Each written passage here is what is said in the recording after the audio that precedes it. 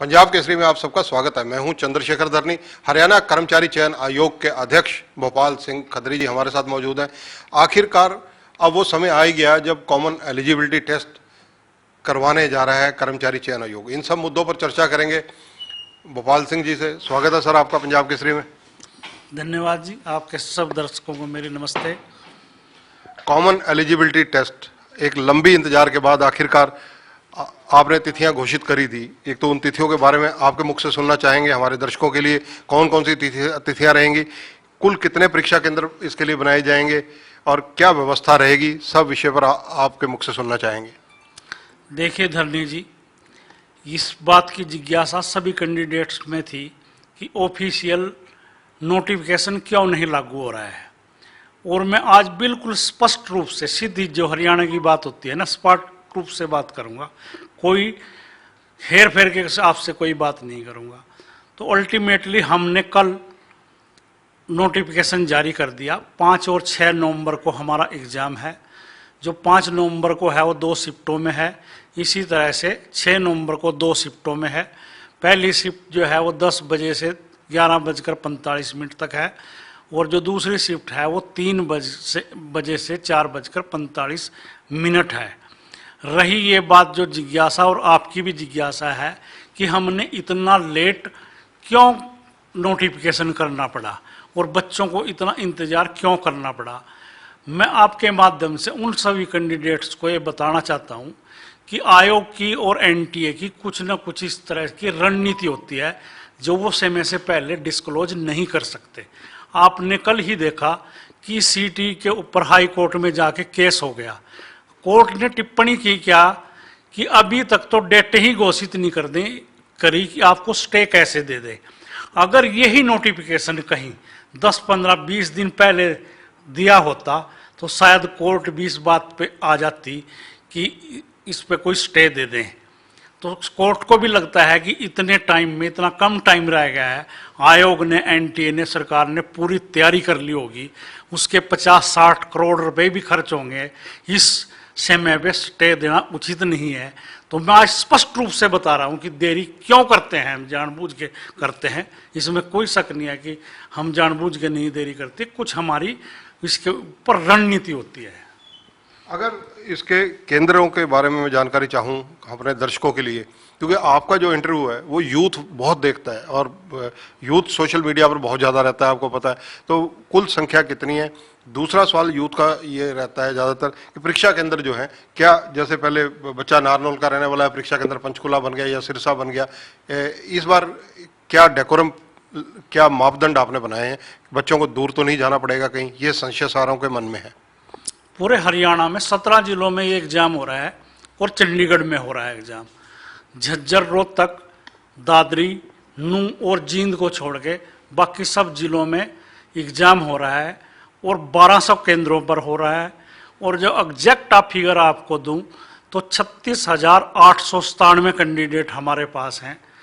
माननीय मुख्यमंत्री जी ने मेरे को बुला के और एनटीए को बुला के ये निर्देश दिए हैं कि बच्चों को ज़्यादा दूर न जाना पड़े, इसकी व्यवस्था आप करें। हमने उनको कहा भी कि हमारी मजबूरी होती है और हम रोल नंबर रैंडमली उठाते हैं, तो उन्होंने अपने एक्सपर्ट से, और वो खुद भी एक्सपर्ट हैं, इसमें कोई दो राय नहीं, माननीय मुख्यमंत्री जी खासियत है वो कई चीज़ों में मास्टर हैं, वो उन्होंने एक सुझाव दिया और मैं अब उनके निर्देश पर चलते हुए कोई भी कैंडिडेट जो है वो 150 किलोमीटर से दूर नहीं जाएगा। अगर कोई कैंडिडेट यमुनानगर का है वो चंडीगढ़ तक आ सकता है और उधर कैथल, करनाल, पानीपत तक जा सकता है। अब वो ऐसा नहीं होगा कि यमुनानगर का कैंडिडेट नारनौल, फरीदाबाद या महेंद्रगढ़ जाए। इसी तरह से हम पूरा प्रयास करेंगे कि उनको 150 किलोमीटर के रेडियस में ही रखें। ये परीक्षा ऑनलाइन ली जाएगी या ऑफलाइन ली जाएगी? नहीं, ये ऑफलाइन ली जाएगी। ऑनलाइन का हमारा एक्सपीरियंस अभी तक कोई अच्छा नहीं रहा, तो हमने ये निर्णय लिया है कि हम ऑफलाइन लेंगे, जिसको हम OMR बेस्ड परीक्षा कहते हैं।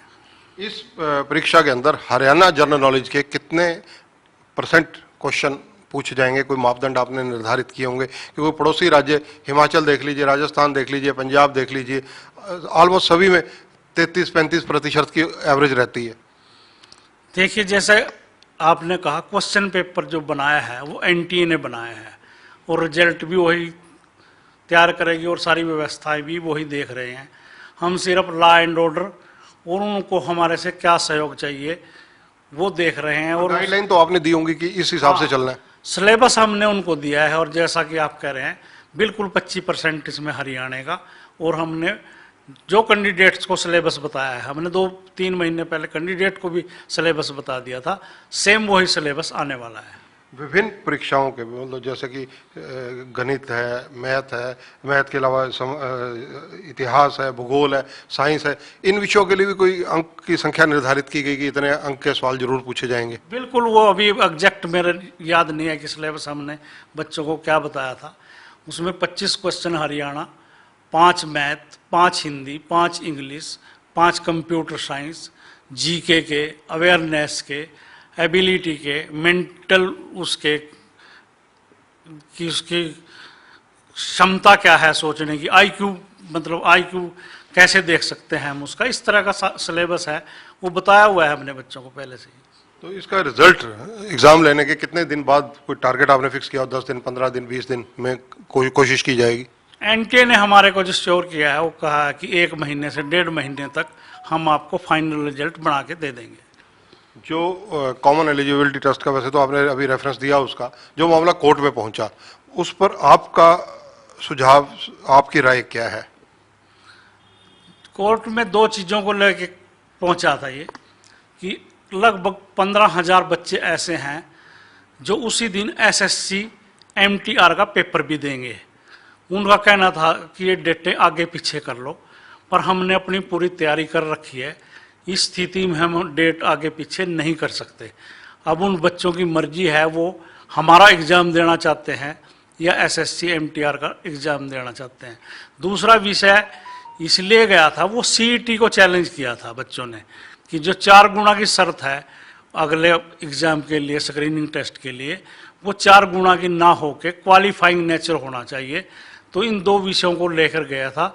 मेरा मत, जो आपने पूछा क्या है, मेरा मत यहाँ कोई वैल्यू नहीं रखता, क्योंकि पॉलिसी जो है वो सरकार बनाती है और मैंने अपनी जो भावनाएं हैं और कैंडिडेट की भावनाएं हैं वो सरकार को पहले ही बता दी हैं। क्वालिफाइंग नेचर के एग्जाम्स यूथ भी चाहता है, आपका दृष्टिकोण क्या है? दृष्टिकोण मैंने कहा है कि जो मेरे पास बच्चों की तरफ से अनुरोध कह लीजिए, सलाह कह लिए, अच्छा सुजेशन कह रहा हूँ मैं इसको है, तो वो मैंने जिस मंच पे रखना था वहाँ रख दिया है। मेरा मत इसमें कोई ज़्यादा महत्वपूर्ण नहीं, क्योंकि ये पॉलिसी मैटर है। कॉमन एलिजिबिलिटी टेस्ट की आधिकारिक सूचना जारी होने में देरी को लेकर कहीं ना कहीं छात्रों में चर्चा है। दूसरा अहम सवाल ये है कि क्या एग्जाम की जो आधिकारिक सूचना है वो कम से कम 1 महीना पहले जारी नहीं होनी चाहिए, वेबसाइट पर अपलोड नहीं होनी चाहिए? वो मैंने शुरू में ही आपसे अपनी मजबूरियां बता लीजिए, ये अपनी रणनीति बताई है कि इसलिए लेट हुआ है। तो फिर ऐसी स्थिति में एनटीए की तरफ से अभी तक कोई आधिकारिक अधिसूचना क्यों नहीं जारी की, ना वेबसाइट पर ना कहीं? एनटीए ने ये कहा कि ये चूंकि हम तो एक एजेंसी हैं, हम पेपर करा रहे हैं, तो इस तरह से बाकी भी हमारे पेपर किसी न किसी एजेंसी ने कराया होंगे, तो हम नोटिफिकेशन नहीं देंगे, आप ही अपनी तरफ से नोटिफिकेशन दें। कॉमन एलिजिबिलिटी टेस्ट के लिए सुरक्षा व्यवस्था, जितने भी सेंटर आपने बनाए, उसके लिए आपकी किस स्तर के अधिकारियों से मीटिंग हुई और कितनी पुलिस फोर्स तैनात की जाएगी इसके लिए? देखिए, इसके लिए मुख्य सचिव संजीव कौशल जी ने सभी डीसीज एसपीज की 1 बार नहीं 2 3 बार मीटिंग ले ली है और उन सब को समझाया। मैं भी बीच में था, मैंने भी कहा कि इस तरह के काउंट से भी ज़्यादा हमने एग्ज़ाम हम पहले करा चुके हैं, कोई नया टेस्ट नहीं है हमारे लिए ये, हमने इससे बड़े बड़े चैलेंज पहले स्वीकार किए हैं। पूरी कानून व्यवस्था जो है वो ठीक रहेगी और गवर्नमेंट ने अब की बार तो ये कहा है कि बच्चों को हम सब डिवीज़न तक या डिस्ट्रिक्ट हेडक्वार्टर तक सरकारी बसों में ले जाएंगे और वहाँ से जो लोकल प्रशासन है वो प्राइवेट बसों के माध्यम से और स्कूल के माध्यम से बच्चों को नियरेस्ट जो परीक्षा केंद्र है उस पर छोड़ने का काम करेगी। आपके माध्यम से मेरा उन बच्चों से अनुरोध है जिनकी परीक्षा यमुनानगर में होने जा रही है, क्योंकि उन दिनों ही कपाल मोचन का मेला भी होने जा रहा है।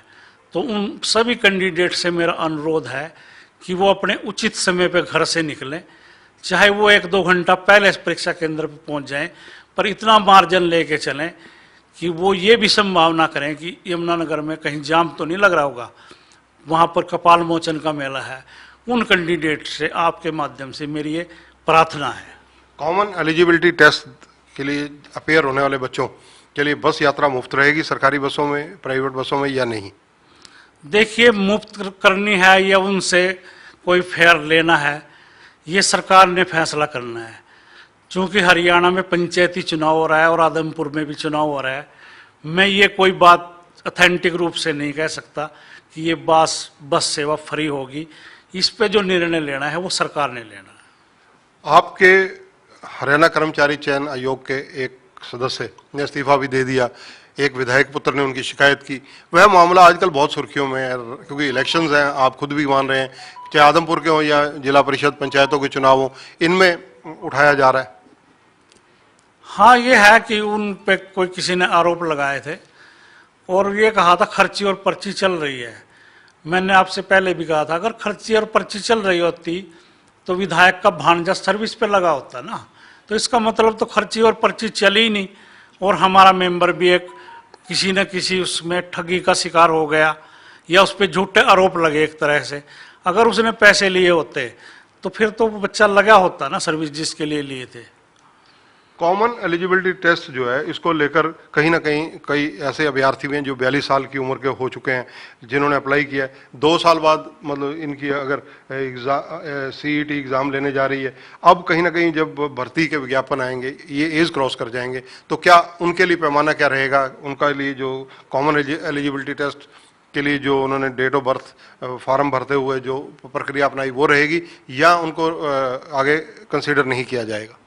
नहीं, जिस दिन हमने पब्लिकेशन किया था कॉमन एलिजिबिलिटी टेस्ट के लिए, उस दिन से उनकी उम्र देखी जाएगी और उनको ओवरेज इसलिए ही नहीं किया जाएगा क्योंकि हमने जो पोस्टें हैं वो विड्रॉल की थी गवर्नमेंट के आदेश से। तो एक बार तो बच्चे पहले ये पोस्टें सारे भर चुके थे, जब उन्होंने पहली बार पोस्ट भरी थी तो हम एज का पैमाना उसके पास उनका वही रखेंगे, कोई ओवरेज नहीं होने देंगे उनको। अब मैं कुछ ऐसा सवाल लूंगा क्योंकि जो सोशल मीडिया के जो मित्र हैं वो हमें भेजते रहते हैं, लेकिन जब हमें समय मिलता है हम आपसे तब उसके रूबरू होते हैं, वो पूछते हैं। एक 5th ऑप्शन को लेकर सवाल उठ रहा है कि 5th ऑप्शन जो मार्क ना करने पर जो कॉमन एलिजिबिलिटी टेस्ट में कितने अंक काटे जाएंगे, क्योंकि हरियाणा पब्लिक सर्विस कमीशन जो है उन्होंने भी ये लागू किया था, लेकिन SCS के अंदर बाद में इसके लिए कोई चीज़ फिक्स नहीं कर पाए थे और ये मामला ऐसे ही रह गया था।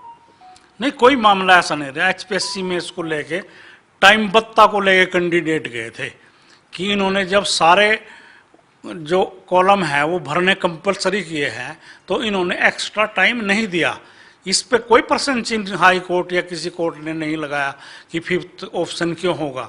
जो 5th ऑप्शन होगा उसके लिए हमने टाइम अधिक दिया है बच्चों को, और माननीय मुख्यमंत्री जी ने अपनी प्रेस में बच्चों को पूरी तरह से समझाया है। हमने कहा कि अगर कोई भी क्वेश्चन आप नहीं कर रहे हैं तो 5th ऑप्शन कीजिए, ये कहिए कि मैंने ऊपरले चारों में से कोई भी अटेम्प्ट नहीं किया है। मेरा तो बच्चों से अनुरोध है कि वो कोई ना कोई क्वेश्चन करें, क्या अब तक तुक्के से उनका क्वेश्चन सही हो जाए। वो 5 ऑप्शन पे जाए ही ना, वो कोई ना कोई चारों ऑप्शन में से करे, क्योंकि नेगेटिव मार्किंग तो है नहीं। अगर वो खाली छोड़ेगा या 5th क्वेश्चन नहीं भरेगा ऑप्शन, तब उसके 0.95 जितनी एक क्वेश्चन की वैल्यू है उतने काटे जाएंगे। तो वो कोई ना कोई तुक्का तो मारे, क्या अब तक ठीक ही हो जाए क्वेश्चन। तो इसके लिए कितना समय एक्स्ट्रा दिए जाने का प्रावधान रखा गया? 5 मिनट एक्स्ट्रा दिए हमने इसके लिए। अगर इसके अलावा जिक्र किया जाए कॉमन एलिजिबिलिटी टेस्ट में जिस प्रकार से विभिन्न विषयों के लिए अलग अलग प्रश्न पूछे जाते हैं, सारी चीज़ें, इनका जो आपने रोड मैप दिया है, जो एजेंसी परीक्षाएं करवा रही हैं, उसके लिए आपने उनसे क्या पूरी डिटेल में बातचीत की है सारे रोड मैप के बारे में? बिल्कुल, हमने उनको क्वेश्चन भी बताए हैं। हम कैंडिडेट को संख्या नहीं बता सकते कि मैथ के 5 आएंगे 7 आएंगे, पर NTA को हमने बिल्कुल क्लियर कहा है कि इस विषय के इतने क्वेश्चन, इस विषय के इतने क्वेश्चन, हरियाणा के 25 क्वेश्चन पूछना अनिवार्य है। सर, कुछ बच्चे जिनके पहले से अपीयर हुए हैं, रिजल्ट पेंडिंग है, ग्रुप टी में ईएसपी के अभ्यर्थियों का रिजल्ट कब तक आने की उम्मीद है, ये सवाल उनकी तरफ से है। ईएसपी जो ग्रुप डी है, हमारे पास सरकार ने डिमांड भेजी थी कि आप 374 पोस्टें और भेज दो, 376। तो उन्होंने पोस्टें भेजी थी। हमने सरकार को ये लिखा है कि हमारे को स्पष्ट चाहिए कि एससी के कितने कैंडिडेट भेजें, बीसी के कितने भेजें, हैंडीकैप्ड कितने भेजें, एक्स सर्विसमैन कितने भेजें, जनरल कितने भेजें। ये बाइफ्रिकेशन करके भेजिए सर हमारे को, ना कि 376 सीटें। और साथ में ये भी बताइए कि हरियाणा में 80 डिपार्टमेंट हैं, किस डिपार्टमेंट में कौन सी कैटेगरी के कितने कितने कैंडिडेट भेजने हैं। तो इसका जवाब अभी सरकार की तरफ से नहीं आया है। पीटीआई का रिजल्ट कब तक उम्मीद की जा सकती है? अगले एक सप्ताह में। टीजीटी की जो भर्ती विड्रा की गई वो कब तक दोबारा विज्ञापित होगी, और क्या इसमें ओवरेज अभ्यर्थियों को मौका दिया जाएगा? क्या एचटीईटी लाइफ टाइम करने की संभावना है? जैसे टीजीटी की बात कर रहे हैं आप, इसमें कुछ एक तो टेक्निकल प्रॉब्लम आ रही थी हमारे को फॉर्म भरने के समय, और दूसरा इसमें एक विषय और आ गया। सरकार ने जो ईएसपी की पोस्टें हैं, जो स्पोर्ट्स पर्सन की पोस्टें हैं, वो एक तरह से मार्च 22 में विड्रॉल कर ली थी कि सी और डी में ईएसपी की भर्ती नहीं होगी। और बाद में जब किसी तरह से का कोई दबाव आया या जो भी हो, उन्होंने ये कह भी दिया था कि ईएसपी की भर्ती सी और डी में भी हम करेंगे। उन्होंने कहा तो था कि हम करेंगे, उनका विड्रॉल का लेटर तो है अभी तक, पर ये हम करेंगे भर्ती, इसका कोई नोटिफिकेशन या ऑर्डर नहीं है। और उसके बारे में सीएम लेवल तक एक मीटिंग हो चुकी है। बहुत जल्दी ही अगले 10 दिनों में इस जो समस्या कह लीजिए या कोई इस नीति का हल निकलने जा रहा है, और उसके बाद जो है ये हम एप्लीकेशन मांगने शुरू करेंगे। क्या जो कॉमन एलिजिबिलिटी टेस्ट है इसमें कुछ और वैकेंसीज ग्रुप सी के तहत जो है ऐड करने की संभावना है? हाँ, अगर सरकार चाहे तो वो ऐड कर सकती है, क्योंकि कैंडिडेट अब ये तो कहने से रहा कि मैंने इसलिए फार्म नहीं भरा था कि ये पोस्ट नहीं आ रही है, तो वो ऐड हो सकती हैं। इसमें कोई एक कोरिजेंडम ही तो निकालना है सरकार ने और एचएसएससी ने कि ये पोस्टें इतनी हमने दर्शाई थी, अब इतने डिपार्टमेंटों की और भी पोस्टें आ गई बढ़ के हमारे पास, तो ये कोई बड़ा मामला नहीं है। एक विज्ञापन संख्या है 1/2020, यानी 2020 की ये आईटीआई टेक्निकल को लेकर सोशल मीडिया पर खूब चर्चा आजकल चल रही है। आपसे रिक्वेस्ट की भाषा में वो लगातार मैसेजेस वायरल भी हो रहे हैं, उसको लेकर आप क्या रुख अपनाएंगे? कब तक उन बच्चों को नौकरी मिल सकती है, क्योंकि उन लोगों के सर्टिफिकेट वेरिफिकेशन भी हो चुके हैं? देखिए, 12/19 के रिजल्ट दिन प्रतिदिन आप देख रहे होंगे वो आ रहे हैं, और मुझे कोई वो नहीं है कहने में कि 14/19 और 1/20 के रिजल्ट अभी तक जितने आने चाहिए थे वो नहीं आए। पर मैं सभी कैंडिडेटों को ये रिक्वेस्ट करता हूँ कि वे धैर्य रखें, संयम रखें, क्योंकि अगर इस तरह से दबाव की राजनीति करेंगे या दबाव देंगे, उससे कई चीज़ें उनके अहित में हो जाती हैं।